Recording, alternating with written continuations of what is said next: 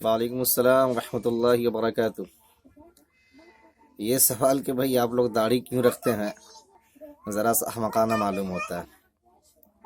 اور اس پہ پھر یہ کہنا کہ داڑھی آپ اگر رکھنا ہی تھا تو ماں کے پیٹ سے لے کے آتے ہیں، ماں کے پیٹ سے لے کے جب داڑھی نہیں آئے ہیں تو اب کیوں رکھتے ہیں اپنے چہرے پہ؟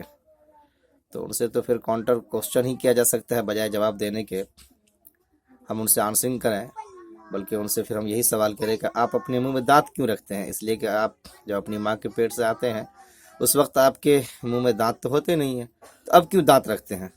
ہٹا دیجئے۔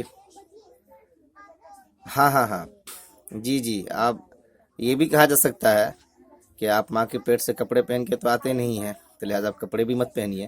لیکن دراصل دنیا میں ہر طرح کے لوگ ہوتے ہیں، کچھ لوگ ایسے بھی ہیں جس نے نیوڈیٹی کو اپنی کلچر بنا رکھا ہے، اور جب وہ نیوڈ ہونے ہی کو اپنا کلچر سمجھتے ہیں تو وہ تو رہ سکتے ہیں، رہتے بھی ہیں، انہوں نے اپنی مانگ بھی کر رکھی ہے، ان کی حکومتوں نے ان کو اجازت بھی دے دی ہے۔ پر ہم ان سے یہی کہیں گے بھائی کہ آپ منہ میں دانت لے کے ماں کے پیٹ سے جب نہیں آتے ہیں تو پھر آپ دانت بھی نہ رکھیں، اور اگر آپ دانت رکھنے کے حقدار ہیں، اس کو آپ آرگیو کرتے ہیں، تو پھر ظاہر سی بات ہے کہ ہمیں بھی داڑھی رکھنے کا حق ہے۔